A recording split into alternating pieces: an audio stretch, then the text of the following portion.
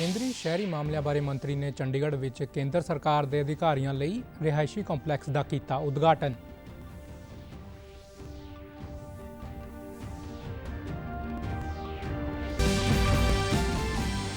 ਹਰਿਆਣਾ ਦੇ ਮੁੱਖ ਮੰਤਰੀ ਨੇ ਕੀਤੀ ਹਰਿਆਣਾ ਸ਼ਹਿਰੀ ਵਿਕਾਸ ਅਥਾਰਟੀ ਦੀ 127ਵੀਂ ਬੈਠਕ।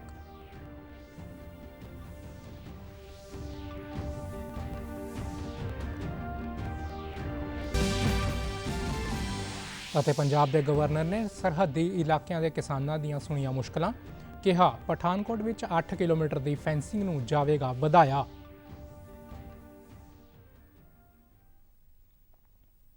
ਨਮਸਕਾਰ, ਖਬਰਾਂ ਦੇ ਇਸ ਬੁਲੇਟਿਨ ਵਿੱਚ ਤੁਹਾਡਾ ਸਵਾਗਤ ਹੈ। ਮੈਂ ਹਾਂ ਚੰਦਨ ਸ਼ਰਮਾ। ਹੁਣ ਖਬਰਾਂ ਵਿਸਥਾਰ ਨਾਲ।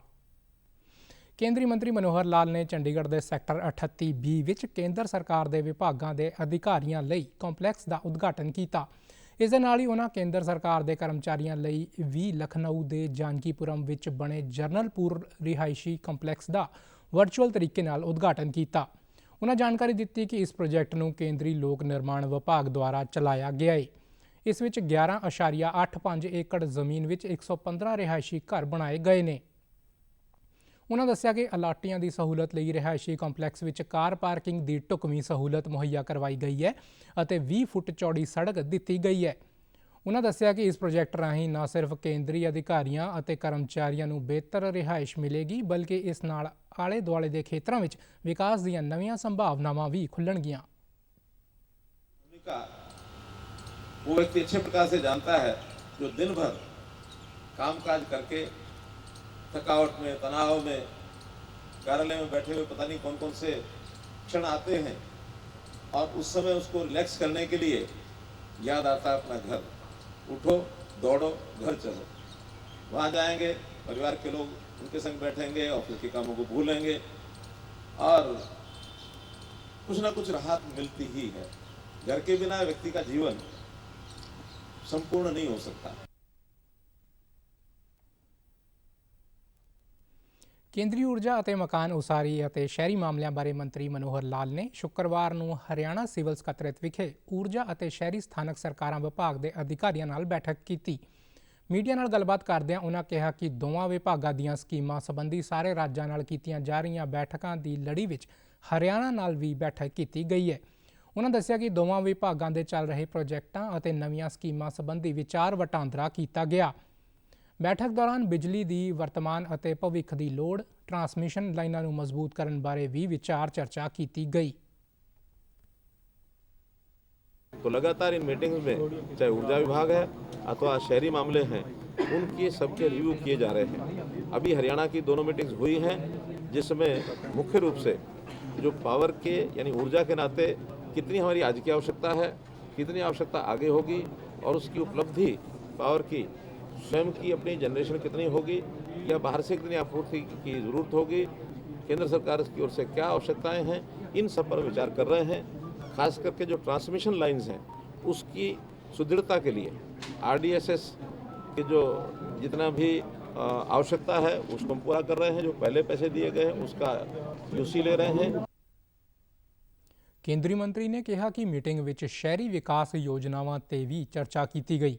ਉਹਨਾਂ ਕਿਹਾ ਕਿ ਪਹਿਲਾਂ ਪ੍ਰਧਾਨ ਮੰਤਰੀ ਆਵਾਸ ਯੋਜਨਾ ਤਹਿਤ 1 ਕਰੋੜ ਘਰ ਮੁਹੱਈਆ ਕਰਵਾਏ ਗਏ ਸੀ। ਹੁਣ ਇਸ ਯੋਜਨਾ ਤਹਿਤ 1 ਕਰੋੜ ਘਰਾਂ ਦਾ ਟੀਚਾ ਰੱਖਿਆ ਗਿਆ ਹੈ। ਉਹਨਾਂ ਦੱਸਿਆ ਕਿ ਨਵੇਂ ਲਾਭਪਾਤਰੀਆਂ ਦਾ ਸਰਵੇ ਵੀ ਕਰਵਾਇਆ ਜਾਵੇਗਾ ਤਾਂ ਜੋ ਕੋਈ ਵੀ ਯੋਗ ਲਾਭਪਾਤਰੀ ਸਰਕਾਰ ਦੀਆਂ ਭਲਾਈ ਸਕੀਮਾਂ ਦੇ ਲਾਭ ਤੋਂ ਵਾਂਝਾ ਨਾ ਰਹੇ। ਉਹਨਾਂ ਕਿਹਾ ਕਿ ਸਰਕਾਰ ਦੀ ਤਰਜੀਹ ਉਹਨਾਂ ਸ਼ਹਿਰਾਂ ਵਿੱਚ ਮੈਟਰੋ ਦਾ ਵਿਸਤਾਰ ਕਰਨਾ ਹੈ ਜਿੱਥੇ ਪਹਿਲਾਂ ਹੀ ਮੈਟਰੋ ਚੱਲ ਰਹੀ ਹੈ। आवास योजना पहले देश भर में 1 करोड़ मकान दिए गए थे, अभी भी 1 करोड़ मकान का टारगेट हमारा है। उन दोनों पर चर्चा हुई है। उसकी सिलेक्शन कैसे होगी इसके लिए SCCC डाटा उसके आधार पर पिछली बार भी उसी में से दिए गए थे। इस बार जो उसमें हमारे SC डाटा में एलिजिबल जो बेनिफिशरीज हैं उनको उसमें पहले चरण में रखा जाएगा। इसके बाद टारगेट अगर पूरे नहीं होते हैं और आवश्यकता होगी तो नया सर्वे करा करके भी जो एलिजिबल लोग हैं उनको ये प्रधानमंत्री आवास योजना में लाया जाएगा।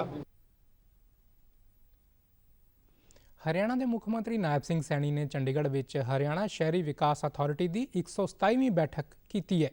ਇਸ ਮੌਕੇ ਉਹਨਾਂ ਹਰਿਆਣਾ ਸ਼ਹਿਰੀ ਵਿਕਾਸ ਅਥਾਰਟੀ ਦੇ ਪਲਾਟ ਅਲਾਟੀਆਂ ਦੇ ਵਾਧੇ ਨਾਲ ਸੰਬੰਧਿਤ ਮਾਮਲਿਆਂ ਦੇ ਨਿਪਟਾਰੇ ਦੇ ਉਦੇਸ਼ ਨਾਲ ਵਿਵਾਦ ਨਿਪਟਾਰਾ ਯੋਜਨਾ ਸ਼ੁਰੂ ਕਰਨ ਦਾ ਐਲਾਨ ਕੀਤਾ ਹੈ।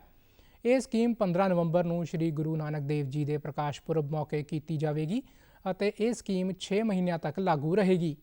ਦੱਸਿਆ ਜਾ ਰਿਹਾ ਹੈ ਕਿ ਇਸ ਸਕੀਮ ਤਹਿਤ 7000 ਤੋਂ ਵੱਧ ਪਲਾਟ ਅਲਾਟੀਆਂ ਨੂੰ ਵੱਡੀ ਰਾਹਤ ਮਿਲੇਗੀ। ਮੀਟਿੰਗ ਵਿੱਚ ਕੁੱਲ 65 ਏਜੰਡੇ ਰੱਖੇ ਗਏ ਅਤੇ ਸਾਰੇ ਏਜੰਡਿਆਂ ਨੂੰ ਪ੍ਰਵਾਨਗੀ ਦਿੱਤੀ ਗਈ। ਮੁੱਖ ਮੰਤਰੀ ਨੇ ਹਿਦਾਇਤਾਂ ਦਿੰਦਿਆਂ ਕਿਹਾ ਕਿ ਪਲਾਟ ਅਲਾਟੀਆਂ ਨੂੰ ਕਿਸੇ ਕਿਸਮ ਦੀ ਦਿੱਕਤ ਦਾ ਸਾਹਮਣਾ ਨਾ ਕਰਨਾ ਪਵੇ ਅਤੇ ਵਾਅਦਾ ਕਰਨ ਤੋਂ ਇਲਾਵਾ ਹੋਰ ਲੰਬਿਤ ਪਏ ਕੇਸਾਂ ਦਾ ਵੀ ਛੇਤੀ ਤੋਂ ਛੇਤੀ ਨਿਪਟਾਰਾ ਕੀਤਾ ਜਾਵੇ। ਮੀਟਿੰਗ ਵਿੱਚ ਦੱਸਿਆ ਗਿਆ ਕਿ ਇਸ ਤੋਂ ਪਹਿਲਾਂ ਵੀ ਸਮੇਂ-ਸਮੇਂ ਤੇ ਵਿਵਾਦ ਨਿਪਟਾਰਾ ਸਕੀਮ ਸ਼ੁਰੂ ਕੀਤੀ ਗਈ ਸੀ। ਹੁਣ 15 ਨਵੰਬਰ ਤੋਂ ਇੱਕ ਵਾਰ ਫਿਰ ਵਿਵਾਦ ਨਿਪਟਾਰਾ ਸਕੀਮ ਸ਼ੁਰੂ ਕੀਤੀ ਜਾ ਰਹੀ ਹੈ, ਜਿਸ ਵਿੱਚ 7000 ਤੋਂ ਵੱਧ ਅਲਾਟੀਆਂ ਨੂੰ ਲਾਭ ਲੈਣ ਦਾ ਮੌਕਾ ਮਿਲੇਗਾ। ਮੀਟਿੰਗ ਵਿੱਚ ਇਹ ਵੀ ਫੈਸਲਾ ਕੀਤਾ ਗਿਆ ਕਿ ਹੁਣ ਤੋਹਫੇ ਦੇ ਆਧਾਰ ਤੇ ਵੀ ਪਲਾਟ ਦੇ ਤਬਾਦਲੇ ਦੀ ਇਜਾਜ਼ਤ ਦਿੱਤੀ ਜਾਵੇਗੀ।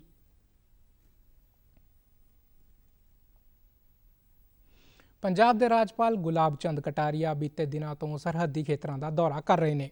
ਇਸ ਲੜੀ ਤਹਿਤ ਉਨ੍ਹਾਂ ਪਠਾਨਕੋਟ ਦੇ ਸਰਹੱਦੀ ਪਿੰਡ ਬਮਿਆਲ ਵਿਖੇ ਇੱਕ ਪ੍ਰੋਗਰਾਮ ਵਿੱਚ ਸ਼ਿਰਕਤ ਕੀਤੀ। ਆਪਣੇ ਦੌਰੇ ਦੌਰਾਨ ਉਨ੍ਹਾਂ ਸਰਹੱਦੀ ਖੇਤਰਾਂ ਦੀ ਸਥਿਤੀ ਨੂੰ ਜਾਣਨ ਲਈ ਪੇਂਡੂ ਸੁਰੱਖਿਆ ਕਮੇਟੀਆਂ ਨਾਲ ਵੀ ਬੈਠਕ ਕੀਤੀ। ਬੈਠਕ ਦੌਰਾਨ ਉਨ੍ਹਾਂ ਲੋਕਾਂ ਦੀਆਂ ਲੋੜਾਂ ਤੇ ਗੱਲਬਾਤ ਕੀਤੀ ਅਤੇ ਕਈ ਜਾਣਕਾਰੀਆਂ ਵੀ ਸਾਂਝੀਆਂ ਕੀਤੀਆਂ। ਰਾਜਪਾਲ ਨਾਲ ਗੱਲ ਕਰਦਿਆਂ ਲੋਕਾਂ ਨੇ ਕਿਹਾ ਕਿ ਸਰਹੱਦ ਤੇ ਲੱਗੀ ਕੰਡਿਆਲੀ ਤਾਰ ਤੋਂ ਪਾਰ ਕਿਸਾਨਾਂ ਦੀ ਕਾਫੀ ਜ਼ਮੀਨ ਹੈ, ਜਿਸ ਕਾਰਨ ਕਿਸਾਨਾਂ ਨੂੰ ਖੇਤੀਬਾੜੀ ਕਰਨ ਦੌਰਾਨ ਕਈ ਪਰੇਸ਼ਾਨੀਆਂ ਦਾ ਸਾਹਮਣਾ ਕਰਨਾ ਪੈਂਦਾ ਹੈ। ਇਸ ਬਾਰੇ ਗੱਲ ਕਰਦਿਆਂ ਹੋਇਆਂ ਰਾਜਪਾਲ ਨੇ ਕਿਹਾ ਕਿ ਕੇਂਦਰ ਵੱਲੋਂ 21 ਕਿਲੋਮੀਟਰ ਫੈਂਸਿੰਗ ਲਗਾਉਣ ਦਾ ਫੈਸਲਾ ਲਿਆ ਗਿਆ ਹੈ, ਜਿਸ ਤਹਿਤ ਪਠਾਨਕੋਟ ਵਿੱਚ 8 ਕਿਲੋਮੀਟਰ ਦੀ ਫੈਂਸਿੰਗ ਨੂੰ ਵਧਾਇਆ ਜਾਵੇਗਾ ਤਾਂ ਜੋ ਕਿਸਾਨਾਂ ਨੂੰ ਕਿਸੇ ਪਰੇਸ਼ਾਨੀ ਦਾ ਸਾਹਮਣਾ ਨਾ ਕਰਨਾ ਪਵੇ। ਉਨ੍ਹਾਂ ਕਿਹਾ ਕਿ ਪੰਜਾਬ ਉਦਯੋਗ ਦਾ ਰਾਜ ਸੀ, ਪਰ ਅੱਜ ਪੰਜਾਬ ਵਿੱਚ ਉਦਯੋਗਪਤੀਆਂ ਦੀ ਦਿਲਚਸਪੀ ਖਤਮ ਹੋ ਗਈ ਹੈ। ਉਨ੍ਹਾਂ ਕਿਹਾ ਕਿ ਜੇ ਉਦਯੋਗ ਨੂੰ ਪੰਜਾਬ ਵਿੱਚ ਵਾਪਸ ਲਿਆਉਣਾ ਹੈ ਤਾਂ ਉਸ ਲਈ ਮਾਹੌਲ ਨੂੰ ਆਸਾਨ ਬਣਾਉਣਾ ਪਵੇਗਾ, ਕਿਉਂਕਿ ਕੋਈ ਵੀ ਉਦਯੋਗਪਤੀ डर दे साए हेठ उद्योग नहीं ला सकता। और उसके कारण से क्या है कि उस नदी का उपयोग होकर के कुछ जगह फेंसिंग हुई है, कुछ नदी में अभी तक भी फेंसिंग नहीं होने के कारण से भी इस रास्ते का भी उपयोग कर लेते हैं और ये जो कुछ भी घटनाएं होती उसमें उसका बहुत बड़ा रोल है। ਪੰਜਾਬ ਵਿੱਚ ਹੋਈਆਂ ਪੰਚਾਇਤੀ ਚੋਣਾਂ ਤੋਂ ਬਾਅਦ ਨਵੇਂ ਚੁਣੇ ਗਏ ਸਰਪੰਚਾਂ ਨੂੰ ਪੰਜਾਬ ਦੇ ਮੁੱਖ ਮੰਤਰੀ ਭਗਵੰਤ ਮਾਨ ਵੱਲੋਂ ਸਹੁੰ ਚੁਕਾਈ ਗਈ ਹੈ। ਸਹੁੰ ਚੁੱਕ ਸਮਾਗਮ ਲੁਧਿਆਣਾ ਵਿਖੇ ਕਰਵਾਇਆ ਗਿਆ, ਜਿੱਥੇ ਕਿ ਦਿੱਲੀ ਦੇ ਸਾਬਕਾ ਮੁੱਖ ਮੰਤਰੀ ਤੇ ਆਮ ਆਦਮੀ ਪਾਰਟੀ ਦੇ ਕਨਵੀਨਰ ਅਰਵਿੰਦ ਕੇਜਰੀਵਾਲ ਨੇ ਵੀ ਸ਼ਿਰਕਤ ਕੀਤੀ। ਇਸ ਮੌਕੇ ਉਹਨਾਂ ਨਵੇਂ ਚੁਣੇ ਸਰਪੰਚਾਂ ਨੂੰ ਸੱਦਾ ਦਿੱਤਾ ਕਿ ਗ੍ਰਾਮ ਸਭਾਵਾਂ ਦੇ ਇਜਲਾਸ ਕਰਵਾਏ ਜਾਣ ਤੇ ਵਿਕਾਸ ਕਾਰਜਾਂ ਵਿੱਚ ਪਾਰਦਰਸ਼ਤਾ ਯਕੀਨੀ ਬਣਾਉਣ ਲਈ ਹਰੇਕ ਫੈਸਲੇ ਸਾਰੇ ਲੋਕਾਂ ਦੀ ਹਾਜ਼ਰੀ ਵਿੱਚ ਲਏ ਜਾਣ। ਅਰਵਿੰਦ ਕੇਜਰੀਵਾਲ ਨੇ ਕਿਹਾ ਕਿ ਲੋਕਾਂ ਦੀ ਭਲਾਈ ਅਤੇ ਪਿੰਡਾਂ ਦੇ ਵਿਆਪਕ ਵਿਕਾਸ ਲਈ ਜਨਤਾ ਦੇ ਪੈਸੇ ਦੀ ਸਮਝਦਾਰੀ ਨਾਲ ਵਰਤੋਂ ਯਕੀਨੀ ਬਣਾਉਣਾ ਲਾਜ਼ਮੀ ਹੈ। एक एमएलए बनना ज्यादा आसान है, एक सरपंच बनना ज्यादा मुश्किल है। तो आप लोग जो सरपंच का चुनाव जीत के आए हो, ये बहुत बड़ी बात है। एमएलए से भी ज्यादा बड़ा काम करके आए हो। अब आगे काम करना है, आप लोगों को अच्छा काम करना है। जो जिम्मेदारी आप लोगों को आपके गांव के लोगों ने दी है, वो जिम्मेदारी और वो विश्वास आपको पूरा करके दिखाना है। एक तरफ आपको अपने गांव के लोगों का विश्वास नहीं टूटने देना, दूसरी तरफ आपको ऊपर वाले का भी विश्वास नहीं टूटने देना। इस मौके मुख्यमंत्री भगवंत मान ने इस अहम अहुदे लई चुने गए सारे सरपंचां नूं मुबारकबाद भी दी। उन्होंने कहा कि हाल ही विच होई पंचायती चोणां विच 13,147 नवीं पंचायतां चुनियां गईयां ने। उन्होंने जानकारी दी कि सहुं चुक समागम विच पंजाब के 19 ਜ਼ਿਲ੍ਹਿਆਂ ਦੇ 10,031 ਸਰਪੰਚਾਂ ਨੂੰ ਅਹੁਦੇ ਦੀ ਸਹੁੰ ਚੁਕਾਈ ਗਈ ਹੈ।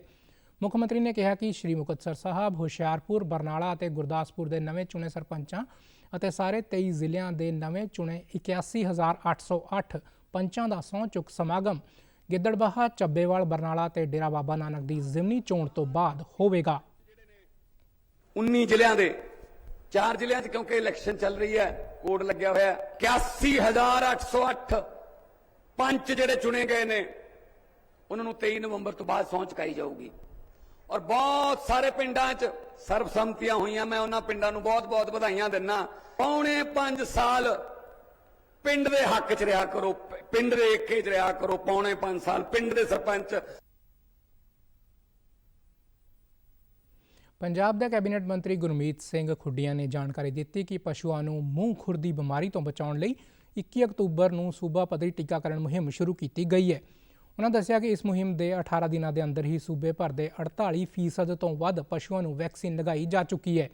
ਉਹਨਾਂ ਜਾਣਕਾਰੀ ਦਿੱਤੀ ਕਿ ਇਸ ਟੀਕਾਕਰਨ ਮੁਹਿੰਮ ਦੀ ਪ੍ਰਭਾਵਸ਼ੀਲਤਾ ਦਾ ਮੁਲਾਂਕਣ ਕਰਨ ਲਈ ਉੱਡਣ ਦਸਤਿਆਂ ਦੀਆਂ 5 ਟੀਮਾਂ ਦਾ ਗਠਨ ਵੀ ਕੀਤਾ ਗਿਆ ਹੈ। ਹਰੇਕ ਟੀਮ ਨੂੰ 4 ਤੋਂ 5 ਜ਼ਿਲ੍ਹੇ ਦਿੱਤੇ ਗਏ ਨੇ ਅਤੇ ਇਹ ਟੀਮਾਂ ਮੂੰਹ ਖੁਰ ਟੀਕਾਕਰਨ ਸੰਬੰਧੀ ਅੰਕੜਿਆਂ ਦੀ ਚੈਕਿੰਗ ਤੇ ਤਸਦੀਕ ਕਰਨ ਦੇ ਨਾਲ ਪਸ਼ੂ ਫਾਰਮਾਂ ਦਾ ਦੌਰਾ ਵੀ ਕਰਨਗੀਆਂ। ਉਹਨਾਂ ਦੱਸਿਆ ਕਿ ਸੂਬੇ ਭਰ ਦੇ ਕੁੱਲ 65,47,407 ਪਸ਼ੂਆਂ ਵਿੱਚੋਂ ਹੁਣ ਤੱਕ 31,48,000 ਤੋਂ ਵੱਧ ਪਸ਼ੂਆਂ ਨੂੰ ਪਸ਼ੂ ਪਾਲਣ ਵਿਭਾਗ ਦੀਆਂ 816 ਟੀਮਾਂ ਵੱਲੋਂ ਮੂੰਹ ਖੁਰ ਦੀ ਵੈਕਸੀਨ ਲਗਾਈ ਜਾ ਚੁੱਕੀ ਹੈ। ਉਹਨਾਂ ਵਿਭਾਗ ਦੇ ਅਧਿਕਾਰੀਆਂ ਨੂੰ 3 ਨਵੰਬਰ ਤੱਕ ਸਾਰੇ ਪਸ਼ੂਆਂ ਨੂੰ ਮੂੰਹ ਖੁਰ ਦੀ ਵੈਕਸੀਨ ਲਗਾਉਣ ਦੇ ਨਿਰਦੇਸ਼ ਵੀ ਦਿੱਤੇ।